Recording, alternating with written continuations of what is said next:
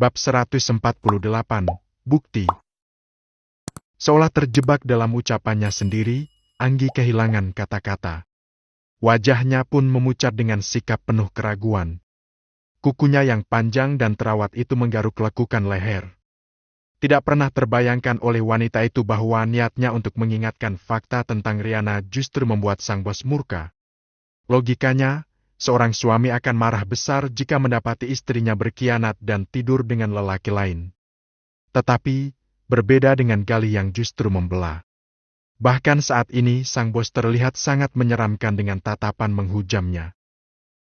"Saya minta maaf, Pak. Saya tidak bermaksud menghina. Hanya saja saya tahu cukup banyak tentang Riana karena sudah lama bekerja untuk saya. Dia itu. Saya tidak butuh penilaian kamu tentang istri saya." Galih memotong cepat. Tidak terima mendengar Anggi terus mencari kesalahan Riana. Anggi bungkam dan hanya menunduk. Di satu sisi malu karena gagal untuk menjelekkan Riana.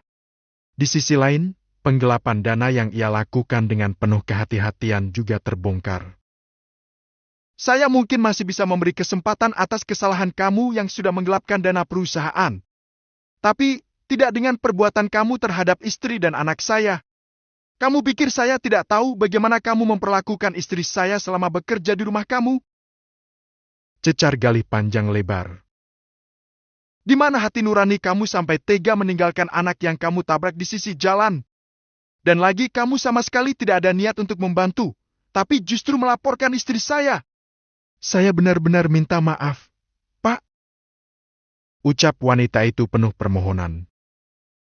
"Saya akan bertanggung jawab dan mengganti semua kerugian perusahaan. Saya juga akan menanggung seluruh biaya rumah sakit Vio. Saya tidak butuh itu. Kamu harus mendapatkan ganjaran yang setimpal dengan perbuatan kamu." Galih masih menatap dengan cara yang sama.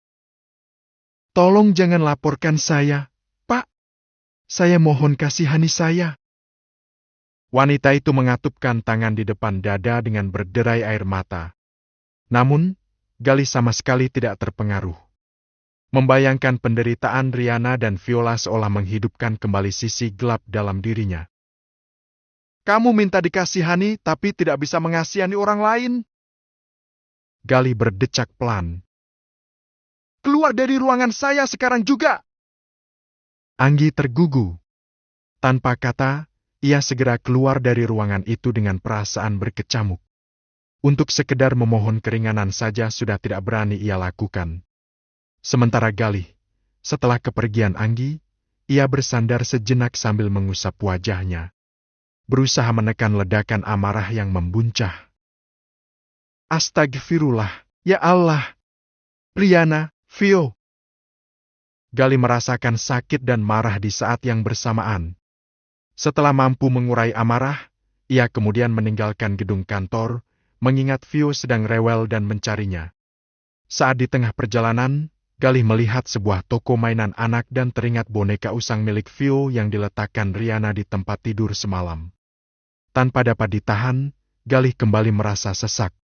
Di saat anak-anak lain di keluarga Darmawan hidup dalam kemewahan, Vio justru hidup dalam kekurangan.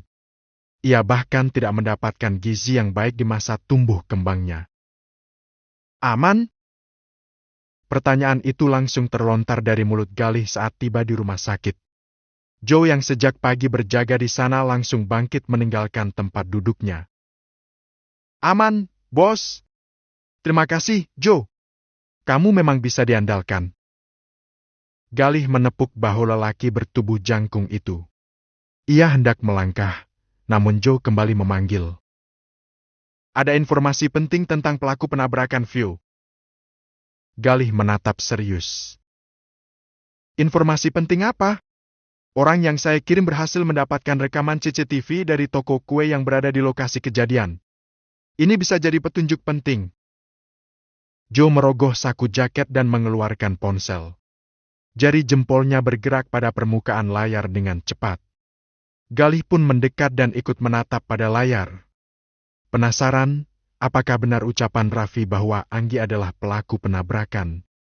Begitu video terbuka, Galih merasakan seluruh tubuhnya ngilu, saat melihat tubuh mungil Vio terhempas ke sisi jalan sejauh beberapa meter. Gadis kecil itu sempat kejang sebelum kehilangan kesadaran. Astagfirullah, anakku. Bola mata Gali memerah, tubuhnya bergetar. Amaran pun melambung saat memperhatikan mobil yang menghantam tubuh putrinya. Sebuah mobil berwarna kuning dengan 2 garis putih pada bagian atasnya, persis seperti kesaksian Raffi. Ya, itu mobil milik Anggi. Nomor plat kendaraan bahkan terlihat jelas dalam rekaman CCTV. Jadi bagaimana? Tanya Joe. Bawa rekaman CCTV ini ke kantor polisi untuk dijadikan barang bukti. Saya sudah urus laporannya tadi pagi. Tinggal kamu bawa bukti ini. Perintahnya. Baik, bos. Saya jalan sekarang. Joe segera meninggalkan tempat itu. Sementara Gali terdiam sebentar, lalu mendekat ke pintu kamar yang terbuka setengah. Dari sana ia dapat mendengar suara Riana yang tengah membujuk Vio. Sabar, sayang. Jangan nangis terus. Kata dokter kalau mau cepat sembuh tidak boleh rewel. Bujuknya lembut.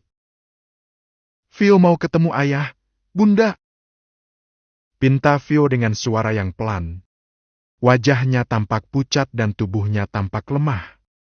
Riana hanya dapat memeluk tubuh kecil itu. Ia sudah kehilangan ide untuk membujuk. Vio pasti akan sangat bahagia jika mengetahui bahwa paman baik hati itu adalah sosok ayah yang ia rindukan selama ini. Tetapi, bagaimana dengan Gali? Apakah ia akan merasakan hal yang sama atau justru sebaliknya? Mas Gali mungkin akan mengira Vio adalah anakku dengan laki-laki lain. Kalaupun aku jujur, dia tidak akan percaya. Ucap Riana dalam hati. Sudah luntur kepercayaan dirinya untuk mengakui bahwa Vio adalah anak hasil pernikahan mereka. Memangnya ayah Vio kemana, bunda? Kenapa ayah pergi? Ayah nggak sayang sama Vio, ya? Vio masih terisak-isak. Ayah sayang sama Vio. Sayang sekali. Ayah pasti juga kangen dan mau peluk Vio. Tapi kenapa ayah nggak pulang? Tak ada sahutan lagi dari Riana. Yang ia lakukan hanya memeluk putrinya. Gali mengusap genangan cairan bening di ujung matanya. Melihat Vio menangis membuat hatinya teriris. Ia langsung mendorong pintu hingga terbuka lebar. Assalamualaikum. Ia tersenyum sambil melangkah maju. Kotak mainan ia sembunyikan di balik punggung. Anak cantiknya Om Gali kenapa nangis? Melihat kedatangan Gali, Riana menyeka air mata. Tidak ingin jika Gali sampai melihat. Tangis Vio pun perlahan reda. Apalagi saat paman baik hati itu mendekat dan memeluknya. Vio mau ketemu ayah, Om. Jemari Gali terulur mengusap puncak kepala anak gadis itu. Kemudian menghapus air mata yang membanjiri pipinya. Ia dapat merasakan suhu tubuh Vio yang cukup tinggi. Biasanya selepas operasi seseorang akan mengalami demam tinggi dan kadang menggigil. Oh, lagi kangen sama ayah? Vio mengangguk. Anterin Vio ketemu ayah, Om. Kalau sama Om aja dulu gimana, sayang? Mau nggak? Bujuknya lembut. Om punya sesuatu buat Vio. Lihat, tadi Om mampir ke toko mainan dan beli ini buat Vio. Ia membuka kotak dan mengeluarkan sebuah boneka cantik dari sana. Raut sedih yang tadi memancar di mata Vio pun menghilang. Wah, bonekanya bagus. Ini beneran buat Vio, Om? Iya, sayang. Ini buat Vio. Sekarang jangan nangis lagi. Nanti kalau Vio sembuh, Om beli lagi boneka yang banyak. Vio memeluk boneka cantik yang ditebaknya memiliki harga yang sangat mahal itu. Ia masih ingat pernah memintanya dari sang bunda. Namun, kala itu Riana tidak memiliki uang yang cukup. Jangankan untuk membeli boneka Barbie, makan saja mereka kadang kekurangan. Di sisi lain, Anggi berjalan mondar-mandir di kamarnya. Sejak meninggalkan kantor, ia tak dapat tenang. Bayang-bayang kejadian saat ia menabrak Vio terus muncul dalam ingatan. Tidak! Aku harus kabur!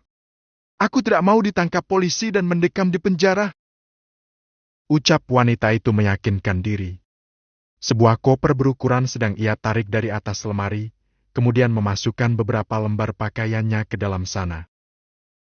Lebih baik aku keluar kota sebelum tertangkap. Aku tidak mau difoto dengan menggunakan seragam tahanan. Semua orang pasti akan menertawakan aku, termasuk si Riana itu. Cepat-cepat Anggi menyeret kopernya menuju pintu. Baru saja membuka, 3 lelaki berseragam sudah menyambut di ambang pintu. Dengan Bu Anggita Amelia? Spontan bola mata wanita itu membulat penuh. Seluruh tubuhnya gemetar.